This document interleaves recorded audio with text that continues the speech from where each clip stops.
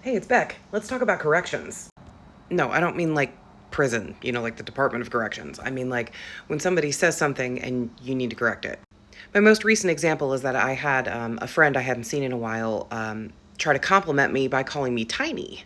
Now, granted, I've lost the equivalent of a runway model and put a bunch of muscle mass back on. So there has been a pretty drastic physical change since we've seen each other. But I had to tell him, like, tiny's not a compliment. Because if tiny is a compliment, the opposite is an insult. And I've always been big. Even when I'm tiny, I'm big. I'm 5'10, 5'11, and very seldom have ever broken the 200-pound mark since I was fully grown. I got down to 175 in high school when I was starved. But other than that, I haven't been below 200 since I was fully grown, as long as I'm eating. If I'm in the throes of anorexia, then maybe I'll be less. But even now, I'm like 5'11 and I don't really weigh myself, but I'm somewhere around 220 at this point. This is what happens when you have the real K cups. Yeah, K. Can you believe it?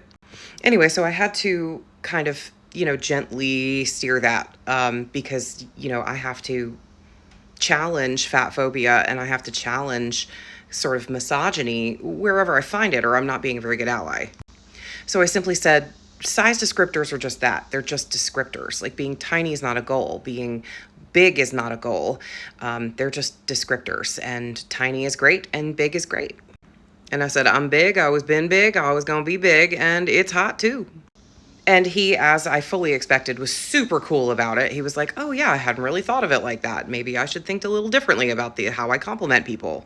And this is the way to respond when something like that happens. But the thing is, people don't always respond as well to corrections as my friend just did. And for me, like, if you insult my intelligence, that's a real fast way to set me way off. And what I was thinking about is that when I am corrected, I need like a really good argument, or it needs to be evidenced really well. It needs to be argued well that correction was necessary. In the case of correcting my friend, I made the point that, it's kind of fat phobic to call tiny a compliment because it juxtaposes large, or the opposite of tiny, as an insult. And we don't want to be fat phobic because big people are hot too. And it's all kind of part of the language that led to my struggles with eating disorders and my mother's struggles with eating disorders, which sort of caused mine. And I don't want any more little girls getting pulled into weigh-ins at weight loss clinics, at 12 years old and being told, yay, you lost 10 pounds this week. Good for you. Instead of, holy shit, you're a 12-year-old that just lost 10 pounds in a week. We should get you to the ER. So when we have to correct somebody, we got to make sure that we follow it up with why. We have to tell them why it's important for that correction to happen. And if you're factually correcting somebody, bring receipts. You need to back that business up. Because people do not like being corrected. They don't all take it as well as my friend just did. I know that in my mind, when somebody comes to me with like a really well evidenced or well argued correction, I believe that that's a service to me. You've done something nice for me to make sure that I go forward in a way that's like less harmful or more factual.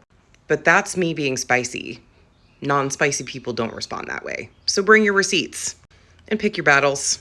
Sometimes it ain't worth the fight, especially when it's a factual thing. If people are just spouting off shit that they don't know and they're just saying random shit and it ain't hurting anybody, just let that shit go. Reduce harm and spread peace.